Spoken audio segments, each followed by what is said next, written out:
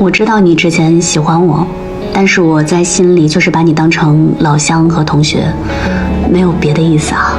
这次你真误会了。许妍原本以为于一鸣此次前来是怀揣着再次向她表白的意图，然而令她意外的是，于一鸣的心思早已悄然转移到了姐姐乔琳身上。这倒也不枉许妍之前暗中撮合费心安排。然而看着因修水管而弄得浑身湿透的于一鸣，许妍便让他先去将衣服吹干，以免着凉。就在这时，门铃突然急促地响了起来。许妍快步走到门前，打开门的瞬间，她愣住了。门外站着的竟然是沈浩明。原来沈浩明此次前来是特意送离婚协议书的。许妍的心情瞬间变得复杂起来。结果协议书的他正欲关上门，平复一下内心的波澜，沈浩明却突然伸手拦住了他。他表示希望与许妍亲自核对离婚协议上的每一条款项，确保双方都没有异议。许妍无奈只得让他进了屋。沈浩明刚坐下不久，吹干衣服的于一鸣也恰好从房间里走了出来，三人面面相觑，气氛一时有些尴尬。在于一鸣和沈浩明相互介绍彼此的身份后，于一鸣似乎察觉到了什么，他匆匆找了个借口离开了这个略显压抑的空间，给许妍和沈浩明留下了单独交流的机会。沈浩明重新将话题拉回到离婚协议上，他指出协议中有一条要求许妍以后未经许可，不得对外公布与沈家相关的任何消息，必须时刻注意自己的言行，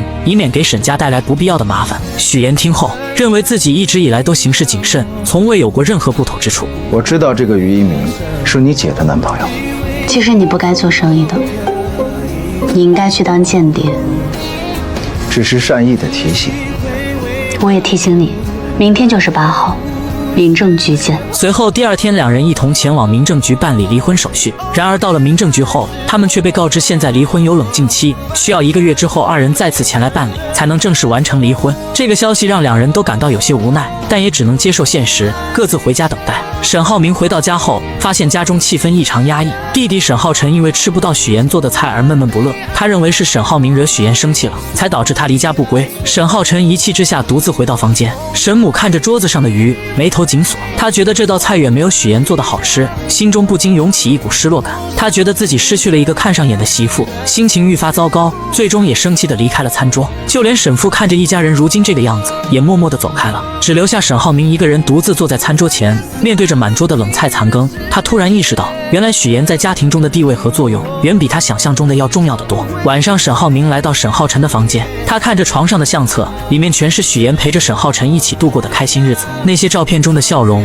让沈浩明不禁陷入了沉思。他开始意识到，许妍不仅仅是一个妻子，更是这个家庭中不可或缺的一员。第二天，沈浩明来到公司后，便迎来了一场关于他加入董事会的投票。然而投票结果却出乎他的意料，一共13人的投票中，反对票和赞成票都是6票，只有沈父还没投票。在众人的目光之下，沈父毅然决定投下了反对票。我反对。7票反对，6票通过。沈浩明无法加入董事会。等到沈浩明跟着父亲来到办公室之后，沈父才说起了真正的原因。原来沈父之前在门外意外地听到了股东们对沈浩明的评价，他们认为沈浩明在英国留学期间私生活混乱，之所以能进入公司，完全是靠父亲的关系，因此他们不想让一个私生活不检点、靠关系上位的人加入董事会。随后沈父又说起了沈浩明在留学期间留下的种种问题，以及因为无法与门当户对的人结婚而引发的家庭矛盾。他甚至指责沈浩明欺骗父母有关许妍家庭的情况，导致现在家庭关系紧张，婚事也未能妥善处理。沈父越说越生气，他对沈浩明的表现感到极度失望。去长安县，把子公司工程延期的那个事情给我搞清楚，不弄清楚就不用回来。脱离沈家的资源庇护后，许妍的求职之路荆棘丛生。曾经在新闻主播岗位上得心应手的她，如今想找一份相关主播工作都困难重重，简历投出去无数，回应却寥寥无几。就在许妍几乎要灰心丧气之时，朋友及时出现，带着她去见了一位老板。这位老板看在朋友的面子上，给了许妍一个当主播的机会。许妍满心欢喜，以为终于迎来了转机。然而当她得知这个主播工作是网络带货主播时，心里还是有些忐忑，毕竟这和她以往的新闻主播工作有着很大的差异。试播开始了，观众朋友们，大家好，欢迎收看618舒适家纺直播间。舒适家纺以全球闻名的实验品牌形象。许妍下意识地用起之前新闻主播的口吻来直播，她试图以专业的形象来吸引观众，可没过多久就被叫停了。原来网络带货主播需要的是更加活泼亲切的风格。为了帮助许妍尽快融入这个行业，老板决定亲自带她感受带货的节奏和氛围。老板在镜头前熟练地介绍产品，气氛十分热烈。许妍在一旁也试着模仿老板的样子开始带货。突破底价，突破落底价。有了，来跟我说，来，忘掉播音腔，忘掉播音腔，打开新世界。打开新世界。哎，对，保持住个激情。可还没说几句话，他就开始咳嗽起来。老板见状，无奈之下只能让他先回去休息。与此同时，沈浩明也来到了成安县。他此行的目的是查明工程款的事情。当他走进总经理室时，眼前的景象让他有些意外。这个房间十分狭小，他只能睡在后面的隔间里。再看工程资料，乱七八糟的堆积在一起，根本没有进行分类整理。负责人看到沈浩明来了，立刻满脸堆笑的奉承起来，还一个劲儿的拜托他尽快将上面的资金拨下来，好让工程能顺利推进。沈浩明却十分冷静，他明确表示会等到自己查清楚所有事情，处理好一切问题之后，再考虑资金拨付的事情。而那个表面上对沈浩明奉承有加的负责人，在离开之后却露出了另一副嘴脸。那万一他看出点帅意，什么？看出什么？你瞅那小子那样，工地上的门门道道他懂吗？我都不懂。他说自己故意安排这样简陋的住宿和办公条件，就是想尽快把沈浩明这个麻烦赶走。在这个看似平常的夜晚，许岩和沈浩明虽然身处不同的地方，却都在为了各自的事业而努力拼搏着。经过一晚上的刻苦学习，许岩信心满满的再次前来试播。他以为自己已经做好了充分的准备，可没想到还是出了问题。由于太过于着急想要表现出色，他的语速过快，促单的语气也过于强烈，这让观众们感觉很不舒服，很容易引起大规模退单的情况。老板只能根据脚本来改变话术，并让许岩先跟着其他有经验的主播一起学习。就这样，许岩开始了自己的吃播之路。在直播中，他不停地吃着各种各样的食物。然而，许岩的吃播直播竟然被在家的姐姐刷到了。姐姐看着许岩在直播间里大口吃东西的样子，又心疼又生气。她通过于一鸣找到了许岩的家中。当她看到许岩因为吃多了而肚子痛、难受的样子时，心里一阵酸楚。姐姐忍不住抱怨起沈浩明一家人，说他们竟然如此无情，一点都不念及许岩对他们家的照顾。可许岩却十分平静。他认为这件事情从一开始就是自己做错了，他当初不应该说谎和沈浩明结婚，现在走到这一步也是自己需要承担的后果。他还坚定地说，等到离婚冷静期结束之后，就会和沈浩明正式离婚。而且我觉得我现在过得很坦荡，不像之前那样随时害怕被揭穿，轻心胆战地过日子。请来两个人假扮自己的父母。谢谢叔叔阿姨愿意把妍妍嫁给我，能够娶到她是我的幸运。他精心策划着每一个细节，试图用这虚假的表象蒙混过关。见面现场气氛看似融洽，实则暗流涌动。沈浩明的父母本就心思细腻，在交谈过程中，逐渐对许岩父母的身份产生了怀疑。他们不经意间聊起许岩父亲所在大学的事情，试图从这细微之处寻找破绽。许岩察觉到危机，内心虽紧张不已，但表面仍强装镇定。他提前给那两位假扮的父母做了大量功课，不仅带他们熟悉学校的位置，还让他们了解周边饭店的情况。面对沈浩明母亲对父亲身份的追问，许岩灵机一动，称父亲是研究人员，因工作性质特殊，相关信息难以查到。为了进一步坐实父亲是外国大学教师的身份，他甚至让假扮者模仿真正大学教师的签名，并在沈浩明父母面前成功签下了一模一样的名字。一番操作下来，众人一律赞消，打算前往院子继续商讨婚礼事宜。然而就在沈浩明的母亲和许岩单独走在路上时，局势急转直下。母亲面色凝重，直接说出了一个惊人的消息：他们是你的亲生父母吗？感觉你跟父母之间不太熟。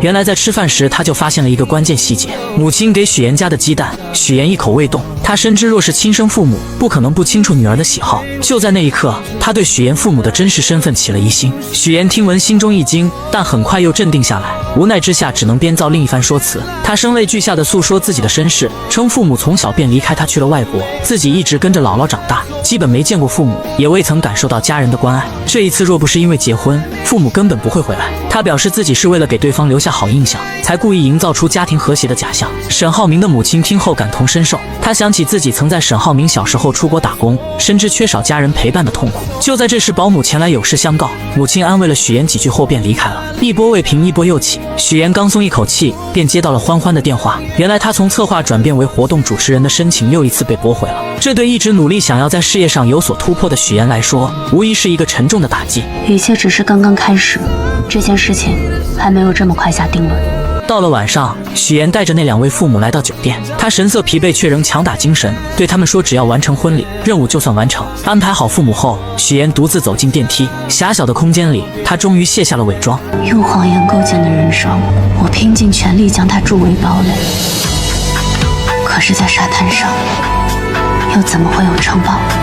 第二天，许岩如往常一样来到演播现场，他试图将昨晚的烦恼抛诸脑后，全身心投入到工作中。然而现实却并未如他所愿。主持人孙思维姗姗来迟，一见到身为策划的许岩，便摆出一副咄咄逼人的架势。他认为许岩只会在背后搞小动作，对许岩的工作能力百般质疑。他吐槽台词极度不通顺，抱怨请来的嘉宾一次比一次差，甚至对许岩提出的建议也充满敌意，觉得那是在挑战他的权威。你有那精力，还不如花心思怎么讨好我。这节目我说了算，我一句话就能滚蛋。许岩站在一旁，默默忍受着这一切。他心中委屈，却又无处诉说。在这个充满竞争与压力的职场环境中，他努力想要证明自己，却总是遭遇各种阻碍。而感情方面，他用谎言编织的爱情之网，也不知何时会突然破裂。赵露思新剧刚一开播，便让人知道了什么才是职场的霸凌。许岩这位怀揣着梦想与热情的职场人，在公司的舞台上奋力拼搏。他答应来了。项目老师很有兴趣，说要看一下整个时间的。那就是没有谈好了。然只因他未能请到公司心心念念想要邀请的人物，公司便立刻翻脸不认人，以他的节目收视率持续走低为借口，毫不留情地发出威胁，若是下次收视率继续下滑，便准备将他辞退。这突如其来的打击狠狠地砸在许岩的心上。许岩虽满心疲惫与委屈回到家中，但他并未选择沉沦，于是他强打起精神，准备继续投入到工作中。就在这时，男友沈浩明的出现，如同一束光照进了他略显灰暗的世界。沈浩明竟直接拿出了公司想要邀请的三木老师的联系方式，这无疑是一个巨大的惊喜。你怎么会知道我的工作安排？因为在你那边有我的信任。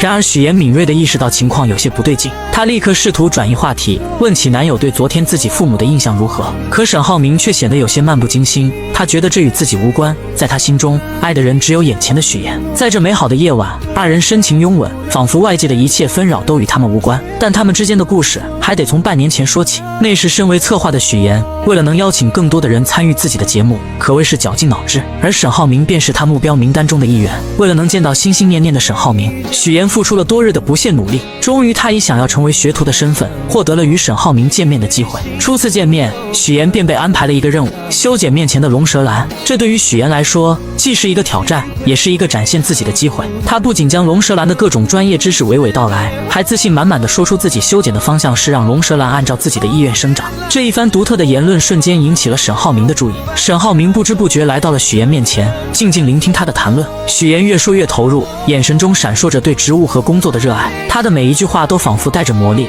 让沈浩明对这个女孩产生了浓厚的兴趣。这时沈浩明话锋一转，提到了许岩的工作。明天来上班吧。不过你来我这儿，那你的工作怎么办，许小姐？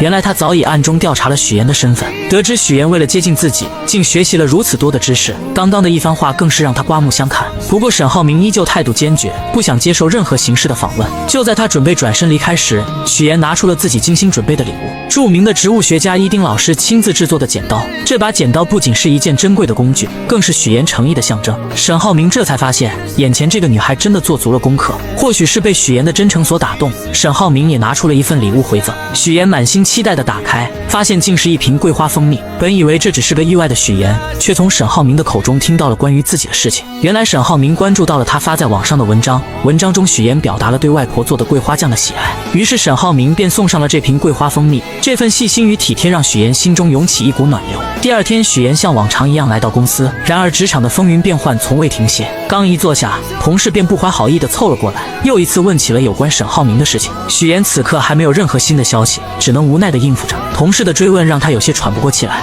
好在同事离开后不久，许岩接到了沈浩明的消息，让他来金达集团找他。这消息让许岩的心情瞬间明亮起来，他精心打扮了一番，怀着期待的心情前往金达集团。然而命运似乎总爱开玩笑，当许岩终于见到日思夜想的沈浩明时，意外却突然降临。由于连日的劳累加上感冒，他的身体早已不堪重负。刚一见到沈浩明，一阵眩晕感便袭来，他眼前一黑，竟直接晕倒在了沈浩明的身上。身为一名普通打工者的许岩来到了沈浩明所在的公司，然而刚刚见到沈浩明的时候，许岩便因连日的劳累与身体的不适，直接晕倒过去。当许岩在医院缓缓睁开双眼，映入眼帘的是沈浩明那略显疲惫却满是关切的脸庞。原来是沈浩明亲自将他送到了医院，生怕许岩有个三长两短。此刻看着正在处理消息的沈浩明，许岩心中满是感动，他轻声说道，想让沈浩明先去忙自己的事情，不必一直守在他身边。是我把你叫出来的，我当然要负责到底了。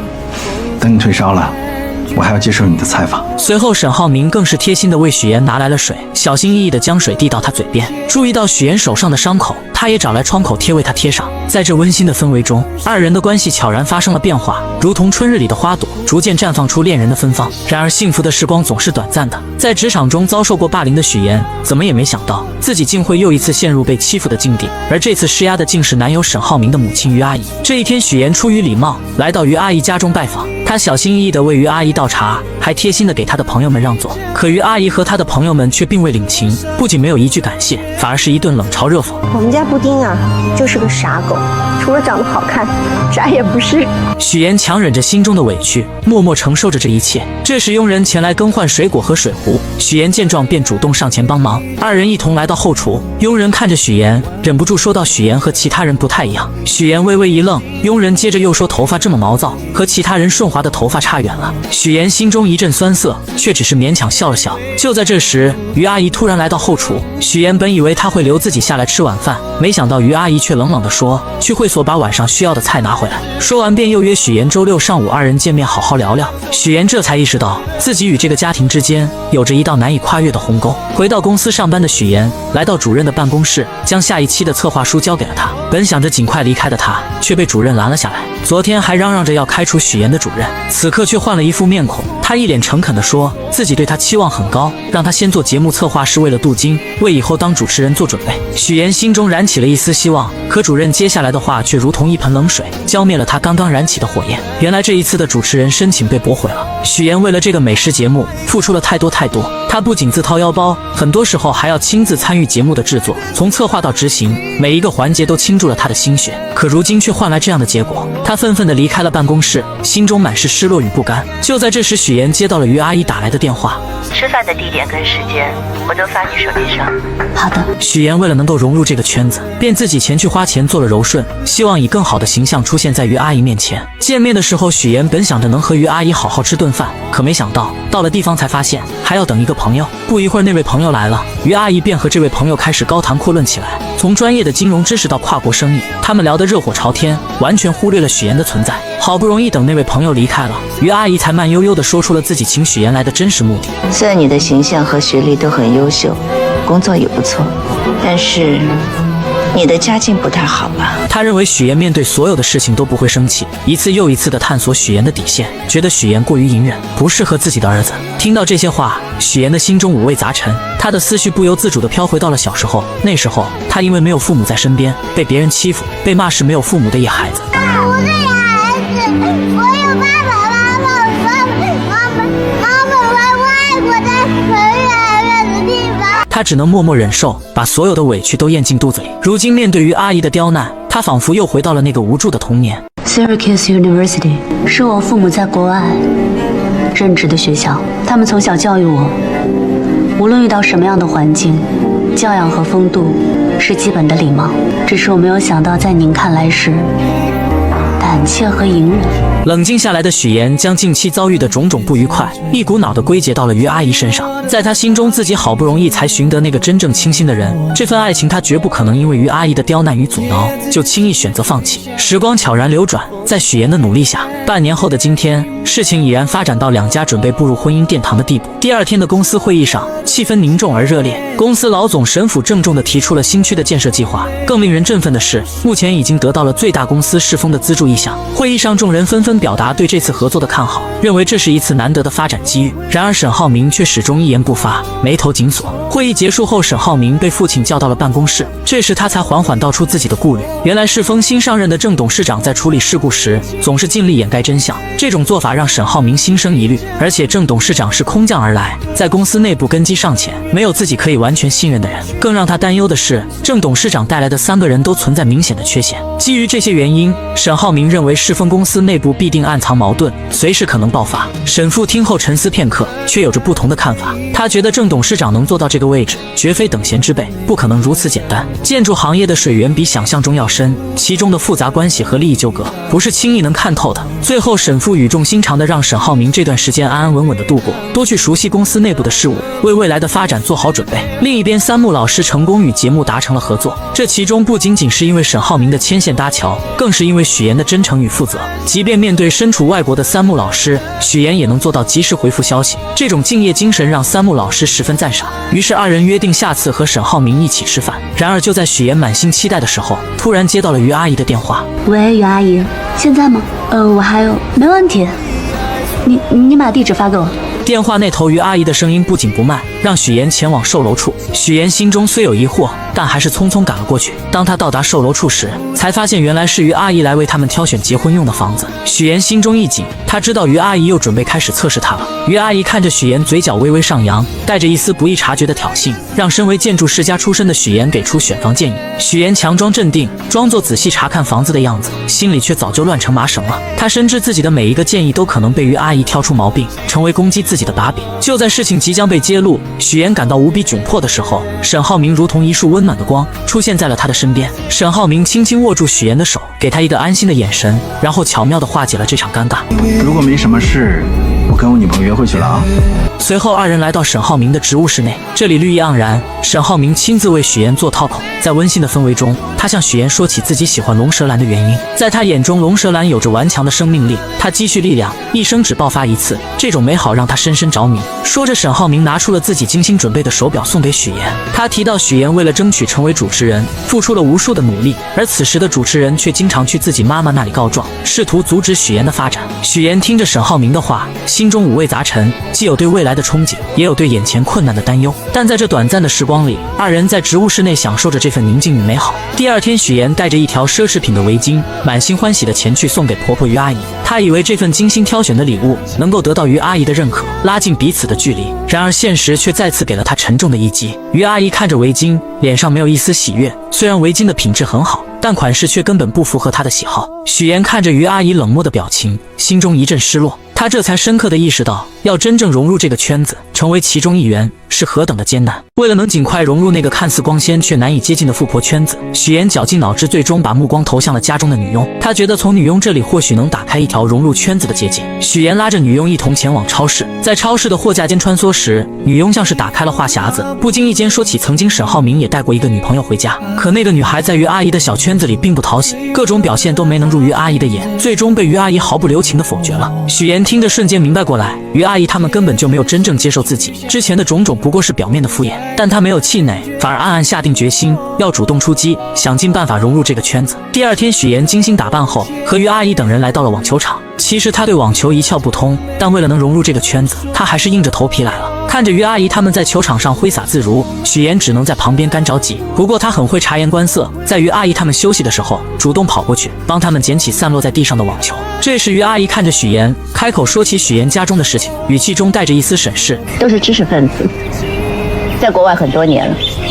他父亲在雪城大学当教授，但似乎也认可许岩家庭条件符合自己的要求。于阿姨的朋友在一旁观察着许岩捡球的举动，眼中闪过一丝赞赏，觉得许岩是个有修养的人，各方面都很符合他们的眼光。然而就在气氛逐渐融洽的时候，一群朋友前来寒暄，各种奉承的话不绝于耳。大家沉浸在这虚假的热闹中，脸上都挂着虚伪的笑容。突然曲总的出现打破了这场闹剧，众人像是被施了魔法一般，目光瞬间都落在了曲总身上，然后匆匆围了上去，如同众星捧月一般。许岩站在一旁静静观察着这一切。他从美玲姐口中了解到，原来曲总是南山资本老总的妻子，众人这么追捧他，无非是希望能够从他那里获得更多的资源。许岩心中一动，他知道如果能和曲总搭上关系，自己在这个圈子里的地位必定会逐渐上升。经过一番打听后，许岩得知曲总喜欢昆曲，而且还要举办昆曲大赛，这无疑是一个绝佳的机会。许岩立刻来到舞房寻找曲总的身影，终于在舞蹈房中，他看到了正在练习昆曲的曲总。此时的曲总正被水绣花困扰，一次次地尝试，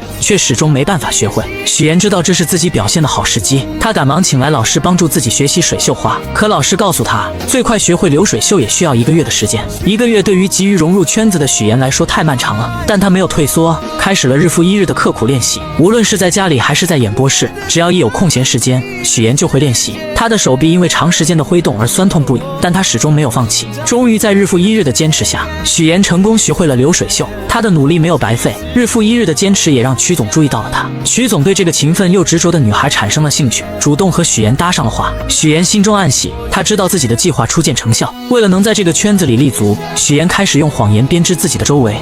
真好，谢谢。我听老师说你才开始学啊。我是小时候就喜欢，小时候就觉得好看，长大了才品出了其中的韵味，才来专门学一学。这时曲总说起自己发起了一场昆曲大赛，并邀请许妍也来参加。在舞蹈房中，许妍和曲总开始相互练习流水袖。许妍看着曲总认真的模样，心中暗自得意，觉得自己的计划已经成功了一半。然而就在这时，曲总接了一通电话，原来是他儿子关于入学莱茵国际学校的事情。电话那头的声音让曲总的脸色变得有些凝重。等电话结束后，许妍为了进一步拉近和曲总的关系，说起了自己是节目主持人的事情。我们打算邀请一些各行各业有影响力的女性来参与。抱歉，我还有别的事儿，先走了。可他没想到，这句话却让曲总的脸色瞬间冷了下来，两人之间的气氛变得有些尴尬，最终不欢而别。但许妍并没有因此而放弃，她思来想去，竟然直接找到了美玲姐。她向美玲姐说起曲总会参加自己的节目，还描绘了一幅如果节目能请来更多人，将会多么精彩的蓝图。她希望美玲姐能够利用自己的人脉，帮助自己请来更多的人，让节目更加火爆，也让自己在这个富婆圈子里站稳脚跟。在复杂的人际关系网中，许妍深刻领悟到一个道理：只有拥有一定的资源，才能让他人真正重视自己。凭借着曲总的名声，许妍成功吸引了主任的重点关注。主任对许妍的能力和潜力有了新的认识，这为许妍后续的计划提供了有力支持。许妍敏锐地察觉到节目转型的契机，她决定改变节目的方向，从原本邀请明星参与，转变为邀请各行各业有影响力的人。她认为这样的转变不仅能提升节目的深度和内涵，还能为自己积累更广泛的人脉资源。就在这个关键时刻，许妍鼓起勇气提出了自己的请求：我转主持人的申请，麻烦您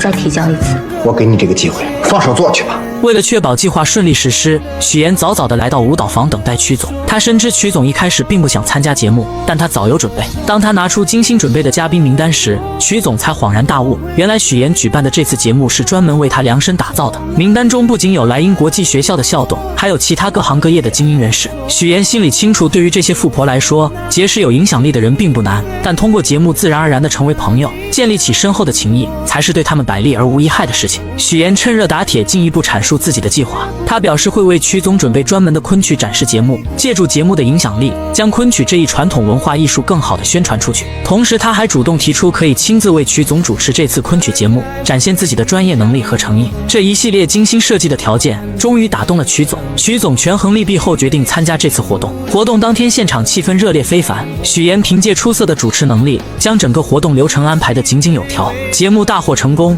不仅赢得了观众的阵阵掌声，也让许妍在富婆圈中声名鹊起。从此，许妍凭借主持人的身份，拥有了邀请这些富婆上电视的权利。她巧妙地利用这个机会，帮助富婆们促进彼此之间的关系，为他们牵线搭桥，谈成合作。渐渐的，众人对许妍举办的这次活动产生了浓厚的兴趣。许妍更是看准时机，以于阿姨的身份邀请其他2位客人前去节目做客。下一期的家宴节目，曲总还是会去的。不知道马阿姨、孟阿姨有没有时间？于阿姨说了，特意为2位留了名额。得到这个好消息的朋友们兴奋不已，立刻回去着手准备相关事宜。等到众人走后，于阿姨才意味深长地说起将人情推在自己身上的事情。她心里明白许妍这丫头不简单，开始对这个原本并不起眼的姑娘产生了浓厚的兴趣。节目的爆火给许妍带来了意想不到的收获，她不仅成功成为了主持人，还吸引了众多赞助商的目光。之前的赞助费用与现在相比，简直不可同日而语。然而就在许妍信心满满地前往化妆间时，之前的主持人找上门来。这位主持人认为许妍抢走了自己主持人的位置，心中充满了怨恨。他怒火中烧，对着许妍就开始攻击，声称许妍是靠着富2代男朋友才走到今天的地位。面对这些无端的指责和闲言碎语，许妍根本不想争论，她深知无需过多解释，于是她匆匆离开了化妆间。他刚进来的时候，我明明记得说他家里只有一个老婆。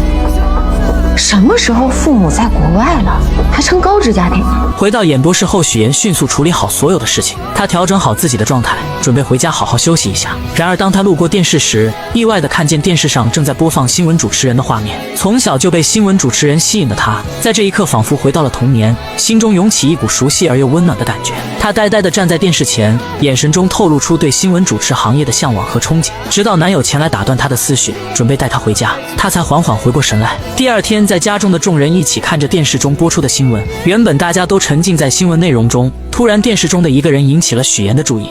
你是山西人是吗？推动城市建设，提升道路狭窄，对，基础设施。那个大云县你去过没有？不仅拓宽了街道，还设置了无障碍通道，并在整个商区的建筑外。我姥姥就是大云县云来村的。对了，叔叔，您去出差没有多玩2天？没有，我就是过去捡了个彩，来去匆匆嘛。许岩正沉浸在电视节目中，眼神漫不经心地扫过屏幕，突然一个熟悉的身影映入眼帘，父亲出现在了电视画面里。那一刻，紧张感瞬间从他内心深处传来，心脏不受控制的剧烈跳动。他心里清楚自己一直隐藏的秘密，极有可能在这一刻被无情揭穿。与此同时，在遥远的山西，许岩的真父母正经营着一家小小的理发店。此时，父亲正一边熟练地为顾客烫着头发，一边和顾客闲聊，他脸上带着几分感慨，说起家中的情况。小女儿不在身边，平日里连个消息都很少，还是大女儿贴心，一直留在自己身边陪着。而且大女儿也快结婚了，女婿在银行工作，有着一份体面的职业。然而他们不知道的是，此时他们口中的大女儿乔琳正在经历一场噩梦。乔琳遭受了别人的咸猪手，在愤怒和反抗之下，一番激烈的闹腾后，她和对方一同进了局子，直到男友匆匆赶来，才将乔琳从局子里接了出来。男友的父母得知此事后，顿时火冒三丈，他们觉得儿媳给自己丢了脸，在亲戚朋友面前抬不起头来。儿子见状，赶紧拿出了这次准备婚礼的各项费用清单，还说明份子钱会上交给父亲。可当话题转到酒桌安排时，母亲却不乐意了，她认为只摆20桌实在太少，根本不够气派。但儿子无奈地解释，银行有规定，员工不能参加20桌以上的宴席。母亲听后立刻将矛头指向了乔琳，阴阳怪气地说她败坏了自家的名声，很可能会影响儿子的工作。在这巨大的压力之下，乔琳感到无比委屈和绝望。我算好了，还剩下17866，应该够咱们俩度蜜月的了。你自己度去吧。回到自己家中，乔琳思来想去，决定联系上妹妹许妍。为了不让爸妈怀疑自己悔婚离开家中的事情，她编造了一个理由，打算以单位组织学习的名号去荆州出差。她心想，这样既能离开那个让她压抑的家，又能和妹妹见面，或许还能从妹妹那里得到一些安慰和支持。果然，第一次来到荆州的乔琳看着眼前繁华的公司大楼，心中充满了期待。她本想着给妹妹许妍一个惊喜，于是没有提前告知就来到了许妍工作的地方。然而万万没想到，当许妍看到突然出现的姐姐时，脸上并没有惊喜，反而是一脸的惶恐。许妍心里清楚，自己一直隐藏的身份就像一层薄纱，随时可能被姐姐的出现捅破。她担心一旦身份暴露，自己现在拥有的一切都会化为泡影。于是二人决定先前往许妍家中休息一下。然而就在这个时候，沈浩明突然前来。沈浩明是许妍身边的富二代，他的出现让许妍更加紧张。为了不暴露自己的身份，许妍急中生智，这位是我是我表姐，他来找我。他让沈浩明暂时离开，然后带着所谓的表姐乔琳先找个酒店住下。来到酒店后，乔琳越想越生气，她觉得许妍自从搭上了富二代，就忘记了自己家人的身份，变得如此陌生和冷漠。她忍不住对着许妍发起了脾气，指责她忘本。而许妍始终认为自己和爸妈没有任何关系，在她心里，那个家给她带来的只有痛苦和伤害。她冷冷地看着姐姐，随后便准备离开。在离开的时候，她还特意强调自己不姓乔，而是姓许，仿佛这样就能彻底和那个家划清界限。我姓许，许妍。然而看着姐姐独自一人在这个陌生的大城市里，她还是有些担心。犹豫再三，她选择了转账1万给乔琳，希望姐姐能在这个城市里过得稍微好一些。回家的路上，许妍的思绪飘回到了小时候，那时候的她瘦小又怯弱，经常被一群孩子欺负。就在她感到绝望的时候，是乔琳挺身而出，像一位勇敢的骑士一样保护着她。那一刻，乔琳的身影在许妍心中无比高大，也让她第一次感受到了亲情的温暖。而此时在另一个地方，外婆正在和许妍的父母激烈的争吵着。原来许妍的父母为了能够生下一个男孩，结果把自己的身子弄坏了。更不幸的是，出生的许妍也因此患上了先天性心脏病。此次父母二人前来，是为了让许妍回去上小学。小小的许妍回到家中后，表现得异常懂事。咱们洗澡睡觉啊，走，妈带你洗澡去。妈妈，我会洗澡。成，咱们明天自个儿洗。那这样，把脏衣服脱下来，妈妈给你洗，好吗？妈妈，我会洗衣服。母亲如往常一样出门买菜，然而在离开的时候，她竟忘记关上煤气。这个小小的疏忽即将引发一场巨大的灾难。家中的2个女儿乔琳和许妍还沉浸在自己的世界里，丝毫没有察觉到危险正悄然逼近。煤气的味道在空气中无声无息地弥漫开来。等到父亲回到家中，刚一打开门，一股刺鼻的气味便扑面而来。他瞬间意识到不对劲，他来不及多想，迅速冲进厨房关上煤气，然后手忙脚乱地打开窗户。此时他看到了昏迷在沙发上的大女儿乔琳，没有丝毫犹豫，他他一把抱起乔林就往屋外跑去。而就在他慌乱地安置好乔林，也就在这个时候，母亲买菜回来了。母亲这才如梦初醒，惊恐地意识到房间里还有一个小女儿许妍。然而区别对待的阴影并未就此消散，在医院里，父母的所有注意力都集中在乔林身上，他们围在乔林的病床前，眼神中满是担忧和关切，轻声细语地询问着他的状况，仿佛乔林是他们的全部。而许妍就躺在旁边的病床上，无人问津。她的生日，这个对于很多人来说重要的日子，父母也能轻易忘记。许妍静静地看着这一切，心中五味杂陈。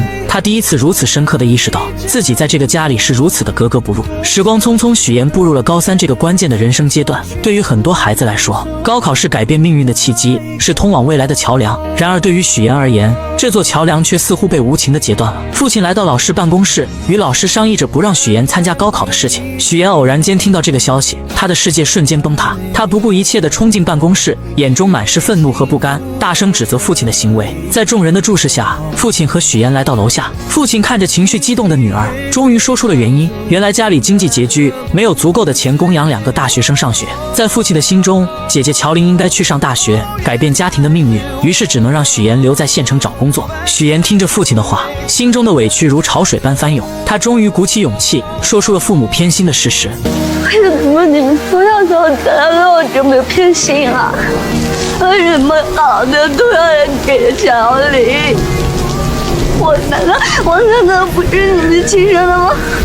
他声泪俱下地诉说着这些年来自己所遭受的不公平对待，每一个字都饱含着他的痛苦和无奈。然而父亲却依然固执地认为自己只要将女儿抚养长大就已经尽到了责任。他看着女儿倔强的样子，心中的怒火也渐渐升腾起来。在情绪的冲动下，他忍不住扇了许妍一巴掌。这一巴掌狠狠地击在了许妍的心上，也彻底断绝了2人之间的父女情分。许妍哭着一路狂奔，回到了外婆的家中。外婆看到许妍满脸的泪水和红肿的脸颊，心疼不已，紧紧地将她抱住，给了她一个温暖而安全的港湾。许妍一路回想着以前发生的种种事情，那些被偏爱的瞬间。就在这时，沈浩明的电话打了过来。电话那头，沈浩明的声音带着一丝神秘，邀请许妍来自己的工作室。许妍怀着好奇的心情来到了工作室。工作室里，一株已经有16年的龙舌兰吸引了许妍的目光。沈浩明告诉许妍，他觉得今晚很可能是这株龙舌兰开花的时刻。许妍静静地凝视着这株龙舌兰，心中涌起一股莫名的共鸣。龙舌兰一辈子都在默默地汲取养分，它扎根于土壤，努力生长，就是为了能在最后的时刻开出一朵绚烂的花。这境地让许妍不禁想起了自己的处境，她觉得自己和这株龙舌兰何其相似。此时的许妍又想到，龙舌兰开花是为了将自己花粉散去，遇到另一株龙舌兰，进而孵化出更多的生命。这是一种生命的传递，他们知道这会导致自己生命的消亡，但是为了以后的未来，他们毅然决然地决定献出生命。许妍看着沈浩明，心中涌起一股坚定的力量。他和沈浩明就如同这2株龙舌兰一样，如果他们相爱，那么无论付出什么代价，无论面临多少困难和挑战，他们都会坚定地在一起。仔细想一想，我就是有一点点后悔，后悔下个月才结婚，应该早一点把你娶回来。那个表姐之前没有听你提过，我们的婚礼要不要邀请她？是远房亲戚，本来也不太熟，还是算了吧。让人万万没想到，许妍为了在即将到来的婚礼中隐藏自己的真实身份，竟狠下心将情同手足的姐姐乔琳说成是远方亲戚，还以各种理由认为婚礼不必邀请她前来。此时的远房亲戚正身处一间狭小且简陋的出租屋内，不仅将豪华的酒店给退了，还将许妍给的钱给退了。给个他家还不下了，臭妹妹，臭许妍，当没你这个妹妹。然而就在乔琳独自在出租屋内时，手机突然收到一条信息，竟是她的前男友发来的。原来前男友这次是因为父母的事情，想要向乔琳道歉，并且请求她能够回到自己身边。可乔琳早已看清了这个渣男的真面目，面对他的请求，只冷冷地在手机上回复了一个滚字。可这渣男并不死心，为了请求乔琳的原谅，他竟来到了那间他们曾经熟悉的理发店。乔琳的父母满心欢喜，还满心期待着能和这位曾经的女婿一起喝酒聊聊天。然而渣男却带来了一个让他们震惊的消息，乔琳已经离开了。我们俩分手了。乔琳的父母得知女儿去了荆州，心里便隐隐觉得女儿此去必然会去找许妍，于是他们心急如焚地拨通了许妍的电话。可电话那头传来的却是挂断的忙音。为了找到大女儿，2位老人没有丝毫犹豫，按照2年前许妍留下的地址，毅然决然地踏上了前往荆州的路途。当他们风尘仆仆地来到那个小区时，许妍正好带着沈浩明一家人出现在了小区里。许妍一眼就看到了不远处的父母，那一刻她的眼神中闪过一丝慌乱。小妍，妍妍，而就在这时，真正的两家人就这样毫无预兆的见面了。许岩精心编织的所有谎言，在这一瞬间如同泡沫一般被无情的戳破。沈浩明一家人得知了事情的真相后，脸上满是愤怒与失望。他们认为许岩是为了骗婚才做出这一系列的事情，于是纷纷开始责怪许岩的所作所为，指责声如同潮水一般向许岩涌来，让他有些招架不住。就在许岩感到绝望的时候，于阿姨轻轻地将他唤醒。原来刚刚所发生的一切都不过是许岩自己想象出来的场景罢了。就在这时，沈浩明突然说道：“下午3点3叔的飞机就要到了。”众人无奈之下，只能暂时放弃做客，选择去接机。在送别沈浩明一家人后，许岩的爸妈也发现了他，随后他们也来到了这个充满故事的地方。于是真假父母在此刻戏剧性的相见了。假父母看到情况不妙，连忙解释自己是婚庆公司的人，然后便匆匆离开了此处。真父母看着即将结婚的许岩，内心开始慌张起来。他们不明白女儿为什么要隐瞒这么多事情，而此时的许岩却冷冷地说出自己不打算邀请父母前来参加自己的婚礼。这句话如同利刃一般刺痛了父母的心。愤怒的父母刚要发作，许岩却将姐姐的地址告诉了他们，然后便头也不回地离开了。许岩的父母按照地址来到了大女儿乔琳的出租屋内。在寸土寸金的荆州，乔琳只能合租一间小小的房间，生活过得十分拮据。这次她打算在荆州寻找一份属于自己的工作，开启新的生活。在与父母的交谈中，乔琳竟然得知了妹妹许岩竟然打算结婚的消息。为了弄清楚事情的经过，她来到了许岩的家门外。就在家门外，乔琳看到了许岩的假父母，随后从许岩那里得知了一切真相后，乔琳终于明白了妹妹最近做出这些荒唐事情的原因。你说你如果以后跟沈浩明结婚了，你打算怎么办？继续骗他一辈子。原来许岩一直渴望嫁入沈家，为了达到这个目的，他不惜编织一个又一个谎言，甚至伤害到了身边最亲近的人。然而许岩却觉得以后的事情可以以后再慢慢解决。在他看来，为了能够嫁入沈家，自己只能做出这些看似过分的事情。此时的许岩眼中闪烁着一种坚定的光芒，他终于说出了自己内心深处的想法。当他第一次看见沈浩明的时候，仿佛自己的世界才真正出现了光明。沈浩明是他见过唯一一个对他负责的人，在他心中，沈浩明就是那个能带他走出困境走向幸福的人。为了这份所谓的幸福，他愿意付出一切代价。这场由谎言引发的婚礼风波究竟会如何收场，一切都还是未知数，如同那迷雾中的道路，让人看不清前方的方向。你这胆子也太大了吧，那万一沈家人知道怎么办？你怎么收场呀？你不说就不会有人知道。你还打算继续骗呀？你说你这么聪明，你干嘛干这么愚蠢的事儿呢？当姐姐乔琳终于找上门来，将所有的事情都了解清楚后，她才惊觉妹妹在这个节骨眼上似乎真的邂逅了所谓的真爱。然而乔琳的内心依旧充满了忧虑，在她看来，谎言终究有被拆穿的那一天，到那时一切美好的幻想都可能化为泡影。可此时的许岩却陷入了自己的执念之中，他觉得自己的事业正处于上升期，而这份来之不易的爱情更是他生命中的救赎，是他无论如何都要紧紧抓住的。在他心中，事业和爱情缺一不可，他坚信自己有能力将这两者都牢牢掌控在手中。告别姐姐后，许岩独自坐在家中，品尝着姥姥亲手做的桂花蜜。就在这时，手机铃声突然响起，是沈浩明打来的电话。原来沈浩明在查看婚礼名单时，发现自家那边来参加婚礼的家人数量众多，而许岩这边却只有他的爸妈和2位同事。许岩见状，只好无奈地解释，称家中亲戚平时不常走动，彼此关系比较疏远，所以不想邀请他们前来参加婚礼。就在这时，沈浩明不经意间提到了姥姥，他眼中闪烁着温柔的光芒，诚恳地说自己想陪着许岩一同回去探望姥姥。许岩心中一紧，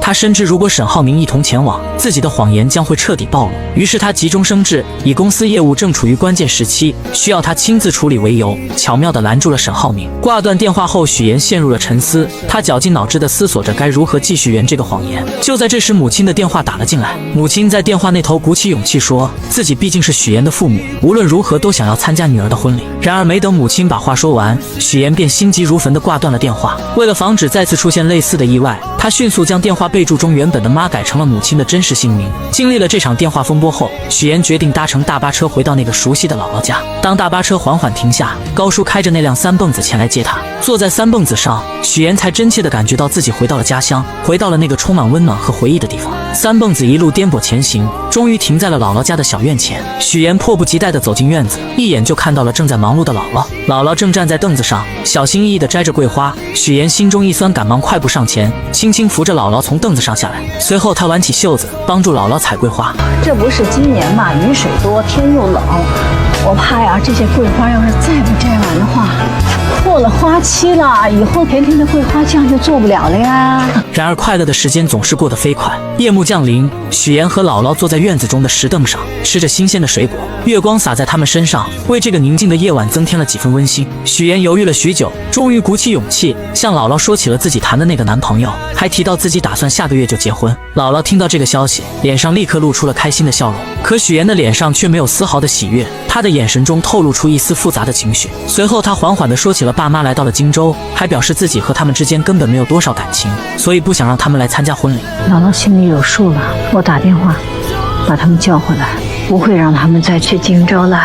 姥姥看着自己一手带大的许妍，她原本打算把许妍的婚礼办得漂漂亮亮的，让所有人都看到她的幸福。然而许妍却委婉地说起路途太远了，不希望姥姥太折腾。可听到许妍这样说，她知道许妍有自己的难处，于是姥姥便说起自己不想去了，并让她以后带来结婚照片就行。那一夜对于许妍和姥姥来说都是一场揪心的夜晚。当许妍将剩下的水果放进冰箱时，意外地看到了冰箱中满满的都是姥姥亲手做的桂花蜜。那一瓶瓶桂花蜜仿佛是姥姥对她无声的爱。许妍再也忍不住了，泪水夺眶而出，顺着脸颊滑落。对姥姥的感情在这一刻终于彻底爆发，那些被她压抑在心底的思念和愧疚，如同决堤的洪水一般汹涌而出。我一定会接你到荆州去的，我一定会让你过上好日子。许妍自幼便在姥姥的悉心照料下长大，内心中对姥姥的情感也格外深厚。当她独自坐上返回荆州的大巴车，而她的思绪却不由自主地飘回到了那些与姥姥共度的珍贵时光。小时候每一次生日回到姥姥家，姥姥早早的就为她准备了香甜的生日蛋糕，让年幼的许妍满心欢喜。也就是在那个时候，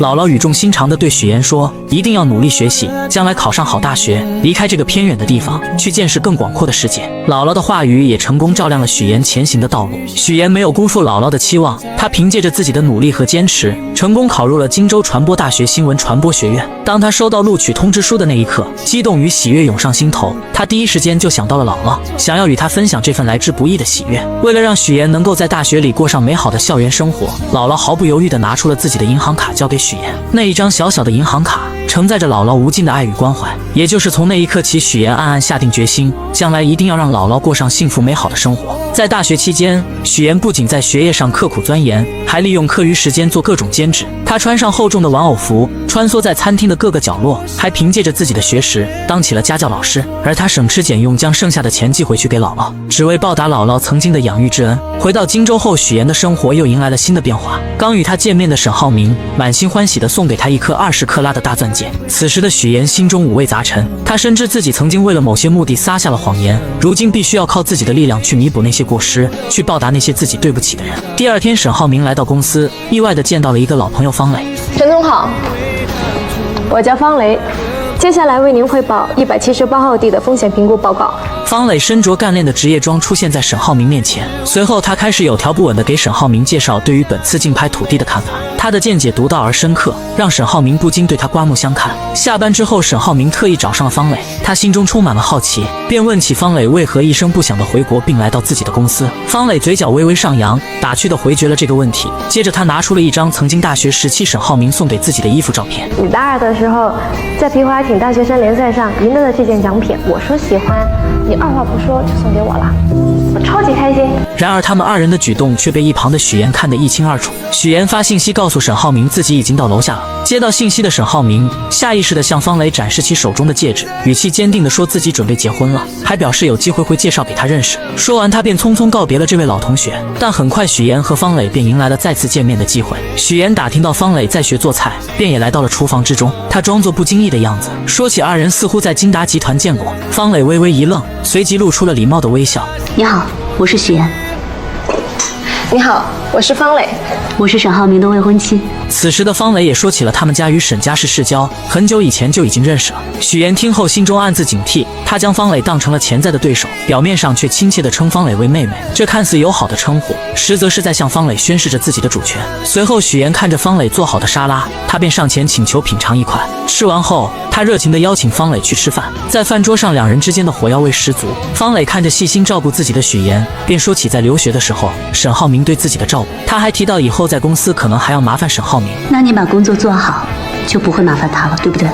眼看在言语上似乎占不到上风的方磊，便说起了许妍这么漂亮，和沈浩明即将要结婚，自己准备给二人当伴娘。在这场爱与较量的复杂乐章中，许妍、沈浩明和方磊三人之间的关系错综复杂，他们的故事有将会如何发展？在众人期待的目光中，许妍身着一袭洁白如雪、精致绝伦的婚纱，宛如从童话中走出的公主。她手捧着馥郁芬芳的鲜花，缓缓地朝着站在台前的爱人沈浩明走去。此刻，沈浩明身着笔挺的黑色西装，眼神中满是深情与期待。当许妍终于走到他身边，两人相视一笑，随后他们一同挽起手臂，迈着坚定而又和谐的步伐，一步一步走向那象征着永恒与幸福的婚姻殿堂。在众人的瞩目下，他们来到了台前，司仪面带微笑开始主持这场神圣的仪式。许妍和沈浩明在司仪的引导下，缓缓伸出双手，交换着那承载着彼此承诺与深情的婚戒。当两枚婚戒稳稳地戴在对方的手上时，仿佛时间都为之静止。紧接着，在这幸福洋溢的日子里，他们相互拥吻在一起。台下的众人被这温馨浪漫的一幕所感染，纷纷响起了热烈而持久的掌声，一同见证着这美好的瞬间，为他们的爱情送上最诚挚的祝福。然而，婚礼的热闹氛围还未完全消散，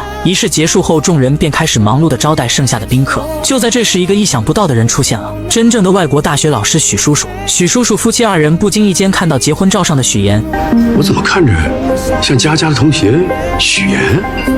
是有点像啊，是他吧？许叔叔随后来到许妍面前，许妍看到他的那一刻，内心犹如翻江倒海一般慌张起来。他最担心的事情似乎要发生了，他害怕许叔叔的前来会无情地揭穿他父母的真实身份。毕竟这场婚礼上他所呈现的父母形象都是精心伪造的。于是他强装镇定，试探性地问起许叔叔本次回国的原因。当得知许叔叔要多留在国内几天时，他的心瞬间提到了嗓子眼，仿佛一场暴风雨即将来临。就在他们交谈的时候，沈浩明恰巧来到了这里。在众人的热情邀请和一番介绍之下，许叔叔成功被邀请前去一同参加宴会。此时的许妍内心之中变得极度不安起来，就连在给宾客们敬酒的时候，她的眼光还是不断偷偷看向一旁的许叔叔，生怕他会突然说出什么不该说的话。然而怕什么来什么，就在这个时候，许叔叔竟然和贾父母之间碰面，并开始交谈起来。许先生，您在国外是从事建筑研究建筑行业，那您跟我的亲家是同行啊？是吗？这是双重缘分，双重缘分。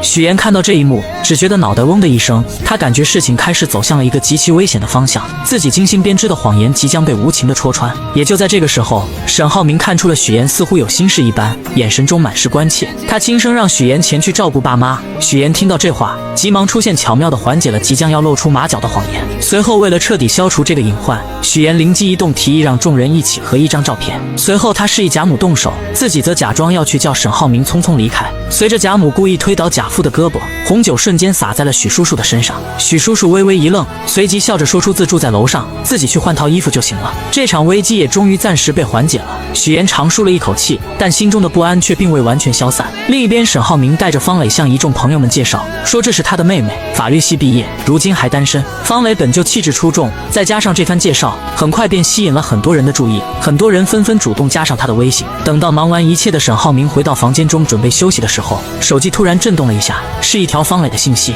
无边泳池间，你说喝醉的人是不是很容易淹死啊？随后，沈浩明看着睡着的许妍，心中经过一番挣扎后，决定前去面见方磊。他本想着让醉酒的方磊尽快上岸，然而方磊却自顾自地说自己想要在这里醒酒，眼神中带着一丝倔强与落寞。就在沈浩明准备无奈离开的时候，你真的不怕我像我姐那样淹死吗？不要轻易说淹死这个词，对谁都不好。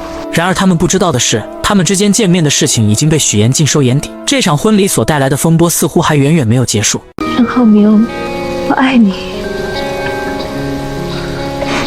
我已经结婚了，请你自重。让人始料未及的是，在沈浩明与许妍大婚当夜，方磊竟在这个特殊时刻向沈浩明毫无保留地表达出了自己的心意。不仅如此，方磊还对许妍冷嘲热讽起来，直言许妍刚见面时就刻意装作清纯的模样，在他眼中许妍俨然成了一个心机深沉的女子。当他追问沈浩明为何要与许妍结婚时，沈浩明面色微沉，并不想回应这个问题，随后便匆匆离开了这个充满火药味的地方，只留下方磊一人站在原地。第二天原本是沈浩明和许妍满心欢喜准备去国外度蜜月的日子，然而就在他们即将出发时，方磊竟然不期而至。情敌见面分外眼红，空气中瞬间弥漫起一股紧张的气息，二人又一次不可避免地吵了起来。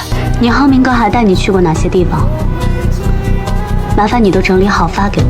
但令人意外的是，这小插曲并没有给许妍带来过多的困扰。在异国他乡，他尽情地享受着这段美好的时光，与沈浩明一起漫步在浪漫的街头，欣赏着别样的风景，脸上洋溢着幸福的笑容。回来后，他们惊喜地发现方磊此刻也与上一次在婚礼上认识的男生走到了一起。看到这一幕，沈浩明和许岩相视一笑，仿佛之前的那些不愉快都已烟消云散。随后，沈浩明便准备和许岩一起回家看姥姥。终于，二人一同来到了乡下老家，见到了日思夜想的姥姥。三人相见，内心的喜悦之情溢于言表。姥姥脸上洋溢着慈祥的笑容，热情地招呼着他们。随后便开始忙碌地准备为沈浩明做一顿丰盛的饭菜。然而，就在沈浩明和姥姥谈起许岩家庭情况的时候，许岩突然带着结婚照出现在此，打断了他们之间的对话。许岩的眼神中带着一丝紧张与期待，他拉着沈浩明一起去将结婚照挂起来。等到晚上的时候，为了防止姥姥在不经意间说出一些不该说的话，许岩便打算和姥姥睡在一起。然而，就在即将要睡觉的时候，姥姥缓缓开口说起了一件事：你爸爸前一段时间身体不太好，到医院去检查，检查报告出来了，说他肺上有肿瘤。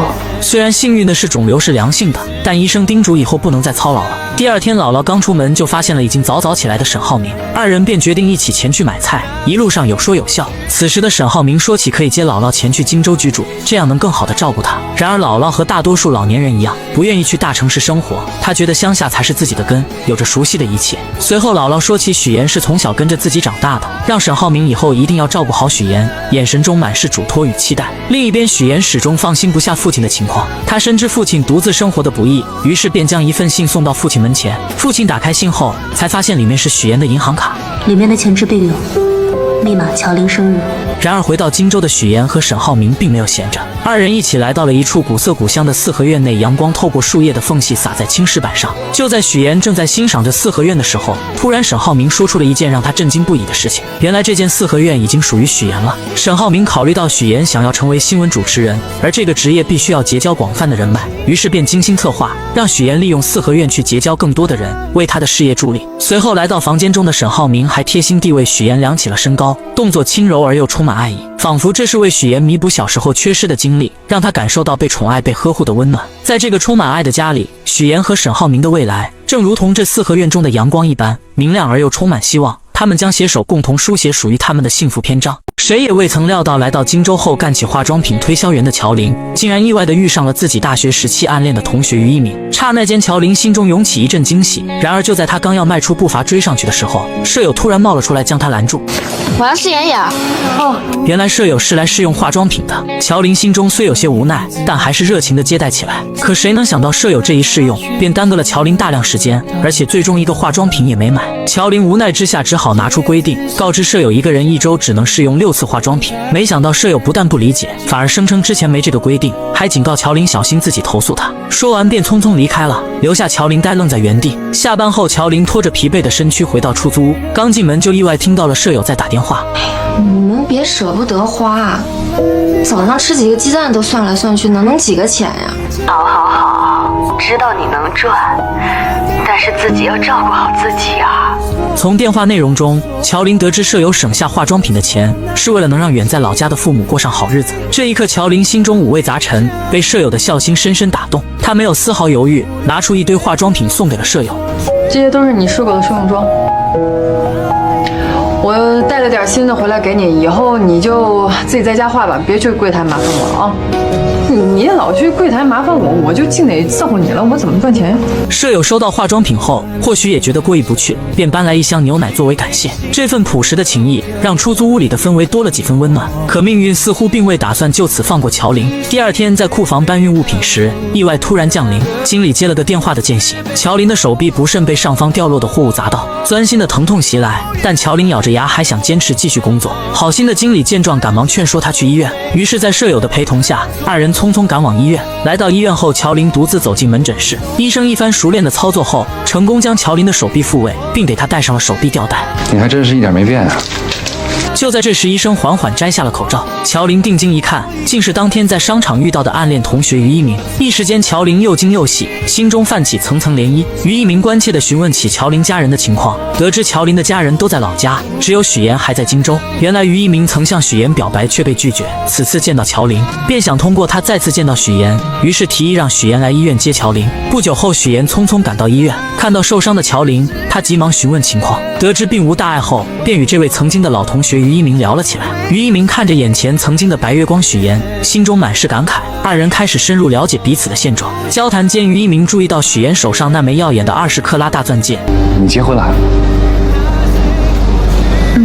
上个月，瞬间明白二人之间已再无可能，心中不禁涌起一丝失落。随后他默默返回了自己的科室。然而此时的乔林却已被于一鸣深深吸引，目光始终追随着他的背影。随后许妍带着乔林回到那间狭小且简陋的出租屋，看着屋内仅有一个卫生间，家具也不齐全的环境，并且他看出乔林铁了心要留在荆州打拼，便决定帮他改善居住条件，同时也为了减少自己日后的麻烦。当天晚上，搬家人员便上门准备将乔林的东西搬到对面的房子里。乔林本想拒绝，他觉得这样太麻烦许妍了。许妍见状便提起小时候乔林对自己的帮助，这份情谊许妍从未忘记。就在乔林依旧有些犹豫时，许妍说出了一个让他无法抗拒的理由。我忘记告诉你，新家公寓邻居是于一鸣，不用搬了，几位大哥。搬得搬。那个对不起啊，刚刚那个我帮你们搭包场。乔林，啊。你手不方便，给你买的早餐。许妍一心盼着姐姐乔林能过上好日子，她不仅精心安排让于一鸣成了乔林的邻居，还特意拜托于一鸣在生活上多多照顾姐姐。对，一会儿我把食堂菜单发给你，中午想吃什么你就告诉我。走了，拜拜。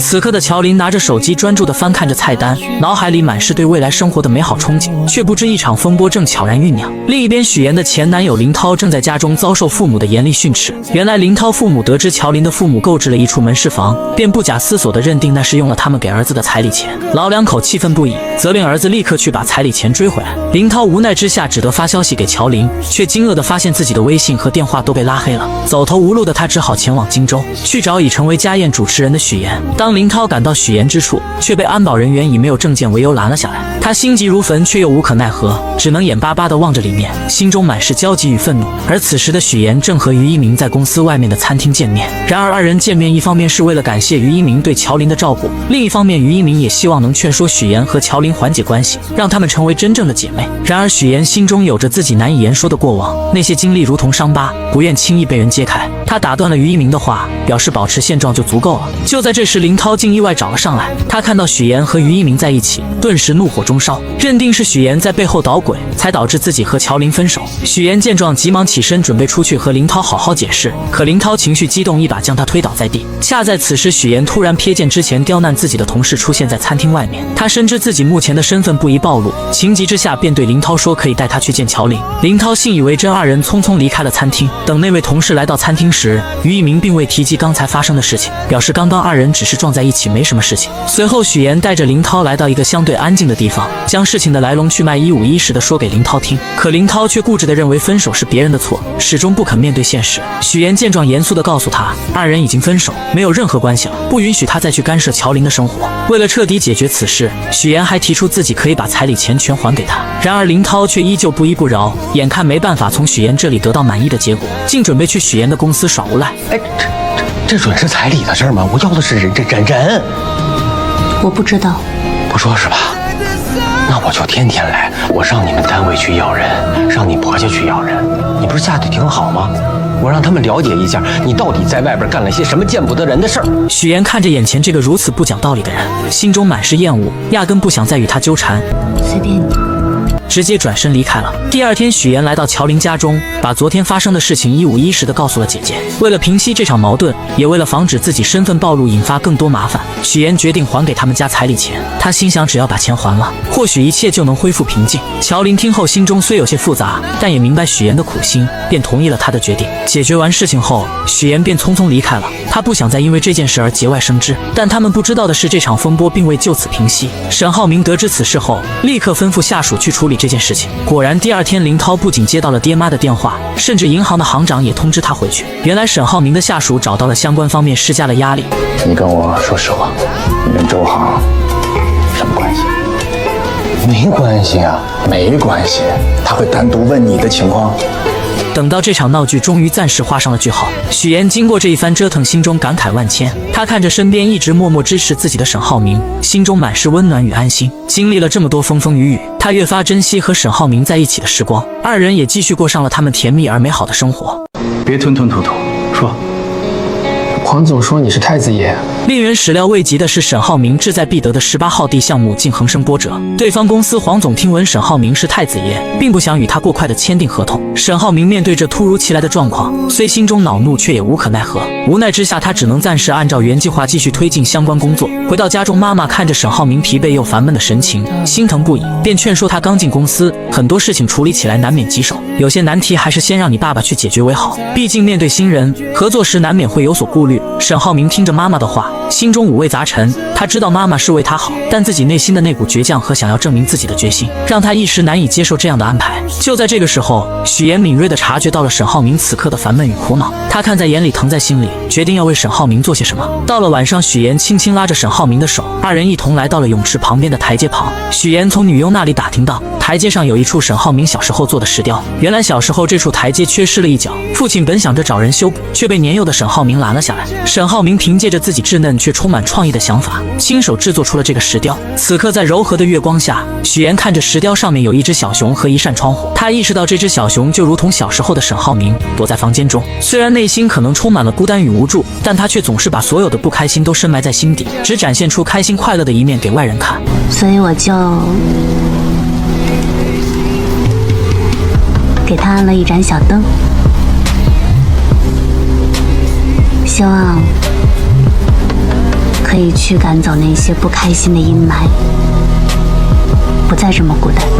也就在这个时候，许岩希望沈浩明能明白，真正的伴侣不仅能看到他的光芒，更能与他一同分担生活中的风雨。终于，浩明被许岩的真诚和温暖所打动，那道一直紧闭的内心防线渐渐有了松动的迹象。他轻轻将许岩拥入怀中，二人在这静谧的夜晚紧紧相依。为了帮助沈浩明解决18号地项目的难题，许岩开始四处奔走，积极打听对方公司黄总的消息。经过一番不懈的努力和多方打听，他终于得知黄总为人十分古怪。原来黄总的老婆曾经身患重病，黄总不顾一切地放下所有的工作和生活，全心全意地陪着老婆四处看病。然而尽管他付出了所有的努力，倾尽了所有的心血，最终还是没能保住老婆的生命。这件事对黄总的打击极大，将他原本平静的生活彻底打乱。此后他的许多行为都变得十分奇怪。如今他在世上唯一的亲人，就只剩下在养老院的岳母于淑芬。于是一个计划在许岩的脑海中逐渐成型。第二天，许岩以捐款的名义精心准备后，成功来到了养老院。在与工作人员一番客套的交流后，他便怀着忐忑又期待的心情，准备前去见于淑芬。当他终于见到于淑芬时，却发现老人已经患上了阿尔茨海默症，且处于中晚期，状态十分不好。老人的眼神迷茫而空洞，不仅拿着扫把到处击打，嘴里还念念有词，又用手里的泥巴捏成素丸子。也就在这个时候，许岩想起了姥姥做的素丸子，那熟悉的味道和温暖的场景，如同电影般在他的脑海中不断回放。晚上回到家，许岩便和姥姥开始打视频电话，让姥姥指导自己做丸子。第二天，许岩再次去拜访于淑芬，他先是从包里拿出精心准备的美味桂花蛋糕，随后许岩想起之前了解到的信息，说起他和自己的姥姥都是支援边疆建设的第一批援疆人，他们有着相似的经历和回忆。果然，这一番话语让于淑芬暂时稳定了下来。然而就在许岩准备喂他吃蛋糕的时候，老人突然又一次失去了记忆，他眼神变得迷茫而警惕，认为许岩是小偷，不仅将蛋糕弄在许岩的身上，还紧张地拿出自己的泥巴丸子开始查看。眼看自己的泥巴丸子没缺少后，许岩便拿出自己亲手制作的素丸子。当于淑芬看到这熟悉的素丸子时，眼神中闪过一丝惊喜和熟悉，她的病情似乎在这一刻缓解了很多。在许岩温柔的安慰下，于淑芬开始吃起了蛋糕。许岩知道自己的这个计划或许能为解决18号地项目的难题带来一丝转机，而他与沈浩明之间的感情也在这共同的经历中变得更加深厚和坚定。许岩始终怀着满满的耐心与爱心，一次又一次地来到养老院陪伴于淑芬。他知道，对于患有阿尔茨海默症的老人而言，陪伴与关怀是治疗病情的良药。许岩日复一日来到养老院，陪于淑芬坐在电视机前，和他一起看着那些充满生活气息的电视节目。锻炼时间到了，许岩会和于淑芬一起做操。到了吃药的时间，许岩更是格外用心，想方设法看着老人把药吃下去。终于在许岩日复一日的悉心照料下，奇迹终于出现了。于淑芬的病情有了明显的好转，她那原本混沌的眼神中渐渐有了清晰的光彩，甚至还能清晰地认出这个一直陪伴在她身边的女孩。您刚才叫我什么？郑君许岩。您记得我名字了？我一直记着你的名字呀。于淑芬病情的好转，自然也引起了黄总的注意。黄总平时工作繁忙，很少有时间来看望岳母，但每次来都能看到许岩在这里无微不至地照顾着老人。他看着许岩耐心地为岳母做出的这些事情，心中涌起一股深深的感动。他他意识到这个女孩是多么的伟大。于是黄总开始多方打听许妍的身份。经过一番努力，他终于得知，原来这个一直默默照顾自己岳母的女孩，竟然是沈浩明的妻子。随后黄总约上了沈浩明。这段时间，你爱人许妍经常去照顾我岳母，我岳母的病情也得到了缓解，状态也比之前好了许多。难道你不知道？他没有跟我说过。这次见面，黄总表面上说是想和沈浩明一起打球娱乐一下，然而随着交流的深入，话题逐渐转到了工作上。沈浩明敏锐地察觉到这是一个难得的机会，他开始有条理地分析起黄总公司目前面临的问题。他指出，如今黄总的公司正面临着明远集团的激烈竞争，在市场上处于十分被动的局面，而只有2家公司展开合作，才能整合资源，发挥各自的优势，完美解决当前面临的问题，让黄总的公司顺利进入核心的竞争圈，在激烈的市场竞争中占据一席之地。打完球一起吃个饭，到时候详聊。然而就在沈浩明和黄总为了合作事宜积极沟通的时候，一场意想不到的风波正悄然袭来。和许妍处处作对的孙思维对许妍充满了嫉妒和敌意。这天他从同事这里突然看到一则新闻，新闻上报道了一名女子利用假身份请演员先后和3个男人举办婚礼，从中骗取了巨额彩礼。这则新闻瞬间吸引了孙思维的注意力。就在他仔细看新闻图片的时候，突然觉得图片上的演员有些眼熟，他的脑海中立刻浮现出之前不久许妍结婚的场景。当时许妍在整个公司只邀请了主任和一位闺蜜参加婚礼，这让孙思维一直心存疑虑。此刻这个念头如同野草一般在他心中疯长起来。于是孙思维来到主任的办公室，他手里拿着一盒茶叶，脸上堆满了虚伪的笑容，说是来给主任送茶叶的，实际上想要得到主任手机中的照片。他装作不经意地和主任聊起天，然后表示自己想要看看许妍婚礼的布置，说是想为自己以后结婚做打算。主任没有多想，便把手机递给了他。孙思维接过手机，装作认真查看的样子，实际上却在悄悄地将照片传到自己手机上。得到照片后，他迫不及待地开始对比刚刚看到的新闻。果然，他发现照片上的2个人竟然出奇的相像。此刻许妍的父亲是演员的事情暴露无遗，孙思维觉得这是一个绝佳的机会，他立刻找到了自己多年来一直联系的狗仔，在狗仔的指引下，成功找到了许妍的假父亲。孙思维和狗仔气势汹汹地来到假父亲面前，准备拉着他上车，想从他口中套出更多关于许妍的秘密。然而这位假父亲显然不愿意配合，他皱着眉头，一脸不悦地表明自己根本不认识许妍，还强调自己压根都不姓许。他试图挣脱孙思维和狗仔的拉扯。你别着急，我现在不需要你承认什么。我们既然能找到你呢，肯定就不是毫无根据的喽。合作一下吧。自从许妍假父亲的身份被死对头孙思维知晓后，公司里的氛围便悄然发生了变化。第2天，孙思维一踏入公司，那阴阳怪气的姿态便展露无遗。他刻意找到许妍，说起听闻许妍打算报名财经主持人，他也决定要参与其中，并且不屑于使用那些常规稿子，打算凭借样片将许妍彻底击败。许妍听着孙思维这番夹枪带棒的话语，心中虽有波澜，但并未过多表露。终于选拔的日子来临，许妍身着简约而得体的职业装，步伐坚定地走上舞台。他站在聚光灯下，眼神中透露出自信与从容，凭借着扎实的专业知识和出色的主持能力，成功让在场的评委全都折服了。明眼人都能看出，此次财经主持人的位置非许妍莫属。众人看着许妍在舞台上的精彩表现，都觉得胜利已然属于她。同时有人开始讨论着等结束后要提前开启庆功宴。然而就在这个看似圆满的时刻，主任和孙思维匆匆赶到了这里。孙思维的脸上带着一丝不易察觉的狡黠，他向主任示意后，主任说到新闻样片那边人手不足，希望许妍能够前去帮忙。许妍一听，心中顿时涌起一股不情愿，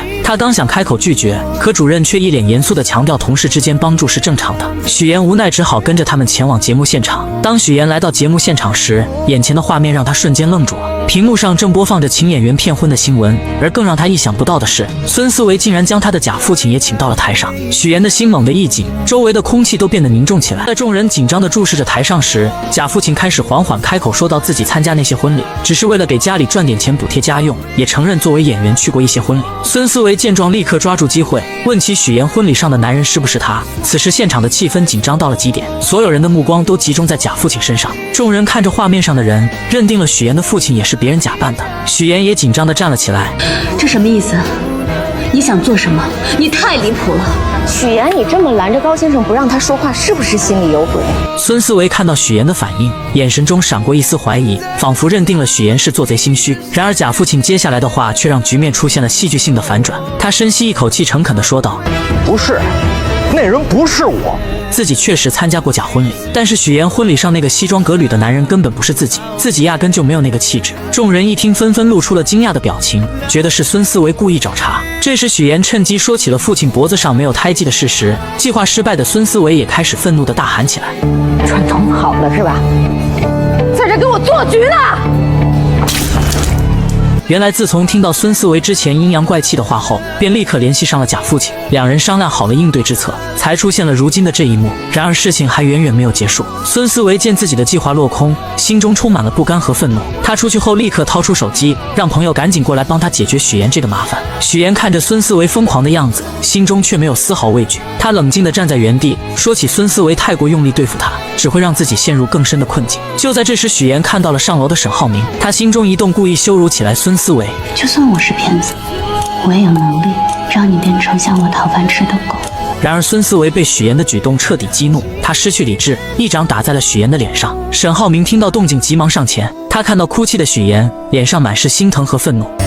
陈林，通知法务部放下所有手头工作，在3楼会议室集合。我爱人遭遇职场霸凌，让他们马上出方案，追究他的责任。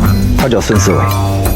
随着市场对经济复苏的预期增强，多国股市昨日普遍走高，其中纳斯达克指数在科技巨头的推动下一举突破历史新高。许妍成功化解了假父亲带来的风波，成为了梦寐以求的新闻主播。这个消息让一家人沉浸在喜悦之中，看着许妍如今在事业上取得的辉煌成就，沈母满心欢喜，决定给予她一份丰厚的奖励。母亲拿出一个精致的盒子，打开后一条鸽子蛋般大小的宝石项链呈现在众人眼前。就在大家还沉浸在这份喜悦里时，弟弟沈浩辰风风火火地跑了进来，他满脸期待地说起下周6的马术课要换马，希望哥哥沈浩明能陪他一起去。然而哥哥早已和吴总监约好要去拜访，实在抽不出时间陪他。什么都比我重要。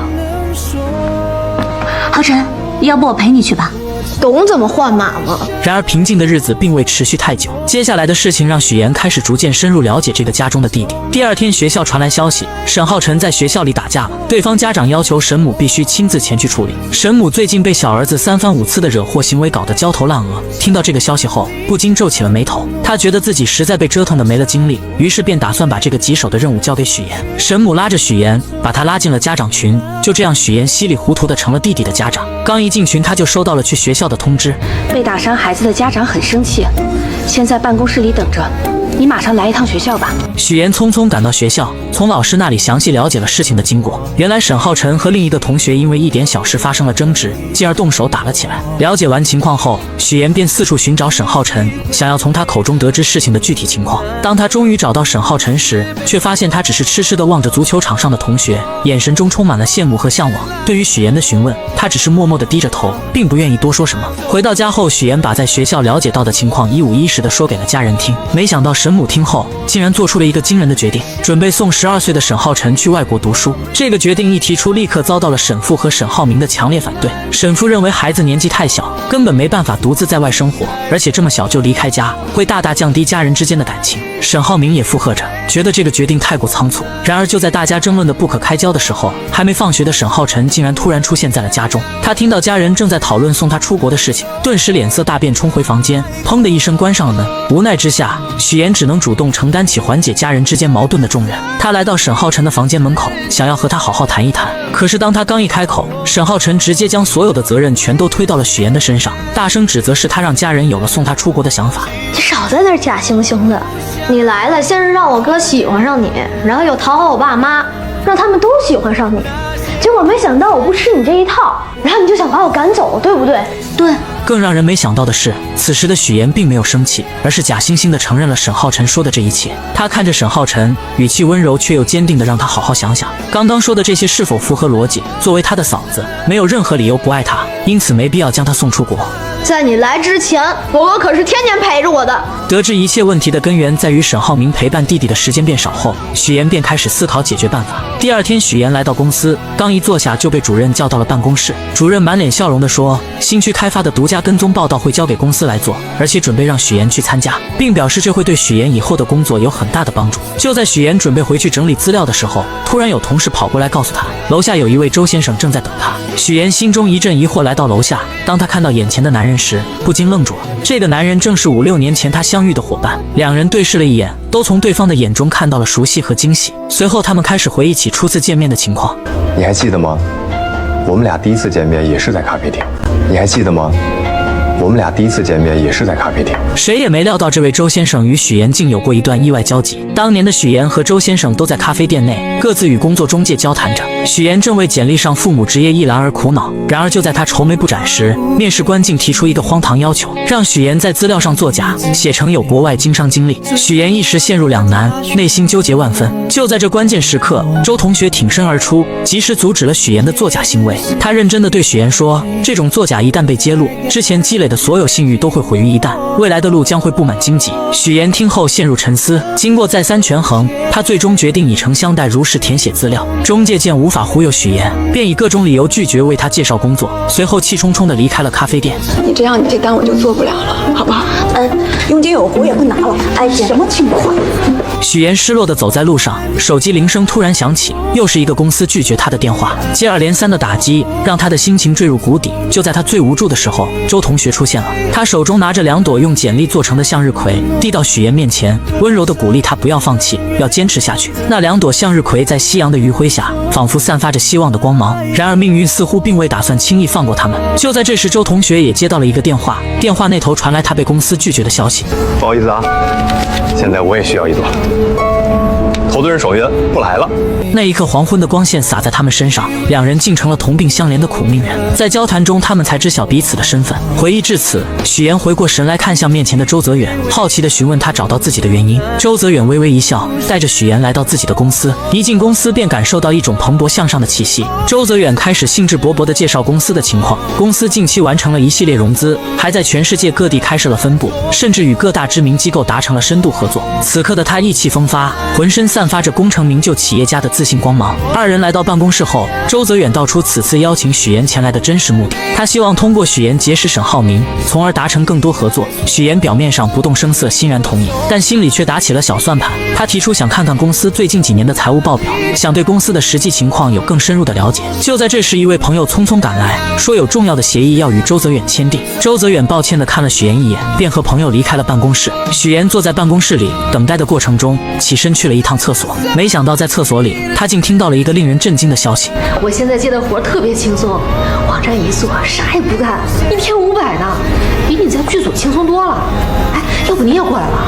这个消息如同一颗重磅炸弹，在他心中掀起了轩然大波。为了验证这家公司是否如他所疑是个皮包公司，许岩决定四处探寻一番。他来到公司的设备区，工作人员手忙脚乱地操作着，却怎么也启动不了相关设备。他又看到有人打电话，走近一看，才发现电话线根本就没接上。再来到文件区，一旁的文件夹空空如也，没有一份有价值的文件。此时的许岩心中已然确定，这就是一家皮包公司。看着前来的周泽远，许岩强装镇定，说自己有事要先回去。周泽远似乎也察觉到了什么，于是看到了旁边空荡荡的文件夹，瞬间明白了许岩的意图。回到家中的许岩本想好好犒劳自己，美美的吃上一顿大餐，可这时沈浩明说想请来到荆州的姐姐和许岩一起吃顿饭。于是第二天3人来到一家豪华定制餐厅，餐厅里环境优雅，处处透露着奢华的气息。此时的姐姐为了让沈浩明明白许岩的心意，开始滔滔不绝地说起许岩在学生时期的种种优点。她说许岩在学习上勤奋刻苦，成绩优异，在生活中善良热心，乐于助人，还特别提到许岩经常在别人面前夸奖沈浩明是个非常优秀的人。姐姐希望通过这些话能让沈浩明看到许岩对她的深情，也能让2人的关系更进一步。